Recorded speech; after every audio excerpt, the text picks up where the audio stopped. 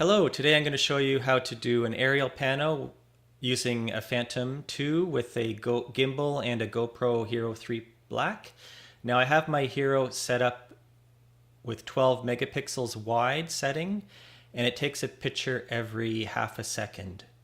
So on the camera you can see there's a little camera with a 0.5 and a little sort of circle telling you that it's going to take a photo every half a second. So you end up with quite a bit of photographs because as soon as you start it off, it's going to do that continually till you land. So I suggest just doing sort of getting up there, getting your pano and bringing it back down again. And I also suggest getting fairly high, like over 60 feet, because of the parallax effect. My Phantom, when I leave it in hover, doesn't stay in the exact same spot. It can go from anywhere from 5 to 10 feet from the original position. So you're going to get not a perfect pano if it's moving around a lot, especially on a windy day or something like that. Okay, so this is the finished pano here. I'm just going to take you through the steps that I used to do that. So once I've got home, I've got my panos here. It's best to take them in a clockwise position. So rotate the Phantom clockwise as you're going. And I've chosen out of the bunch that are pretty much, every half second, the best angles here or whichever angles I have. It ends up being about 5. This one's pointing directly in the sun. Unfortunately, the Hero has automatic exposure, so it makes this pano very dark. So I think I'm going to try to use the least amount out of this one for the final panel. And the one pointing straight down, I'm going to actually save till last. So let's start with these guys and bring them into PtGui and just align the images. So here you can see there's only that one that's pointing directly in the sun. There's only a small bit of it being used. Actually, it's causing problems here with making the church blurry. So I'm going to go into the masking tool and basically just mask most of this one out, especially around the church there. Since it's dark, it's really not a good pano to use. Just make sure, just double check that I'm not erasing anything inside the sun part. Anyway, that's probably good enough for now. Oh yeah, see, I erased some of it. Let's go back. Not sure where it is, if it's down here. It's not going to matter too much because now I'm going to put in the one facing down. Bring that in. And that should fill in. If I align the images again, should fill in the nadir part. So there we go. Basically, that's pretty close to what I'm looking at. And I'm just going to do the exposure fusion settings just to do a high quality preview. So this house is a bit blurry, so I might do a bit more masking. And in here is not perfect. You can see that the mountain range, it's doubled there. There's a little bit of a break there as well. But all in all, not too bad considering it was drifting quite a distance around. So let's go back and just mask that house. Oops, just cancel out of there. Now, where is that house? Okay, it's there, and it's probably also the pointing down one. So the whole house is in that pointing down one, so I'll just remove this dark area here. It's pretty dark as well. And that little white house. Oh, I'll remove it from this one. Use the dark one. All right.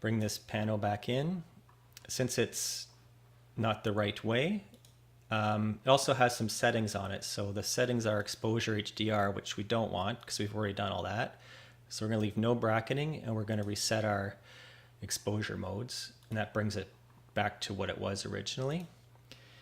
And tools, again, numerical transform, but this time we're going to go bring it back to a straight off pano like this. So if we take a look and preview,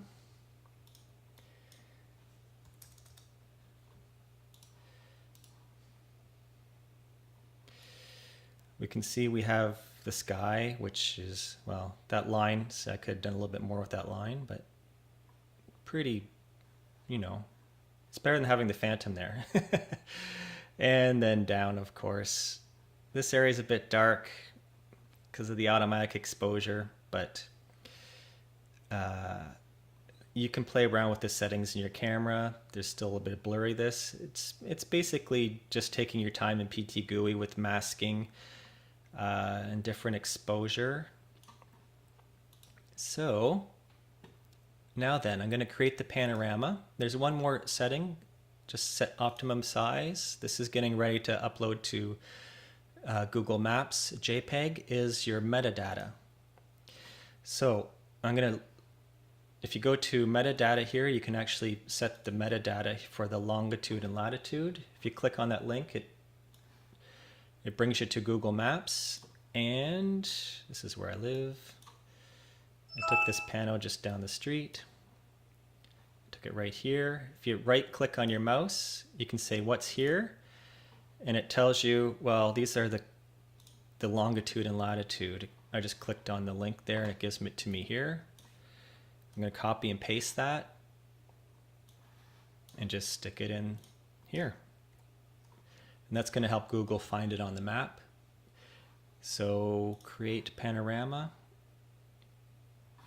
And that is that. So you can take your time working on, you know, setting your exposure and things like that. You could even bring it back into Photoshop and sort of do a gradient or something like that, exposure gradient to bring the bottom up more than the top, more than the sky, and play with it that way, and then bring it, then save it. But that's all you need to do to create a pano in the air with a phantom and a GoPro camera. And using PtGui, it's, you know, takes you about 10 or 15 minutes. And that's that. So I hope that helps you out. Have a good day.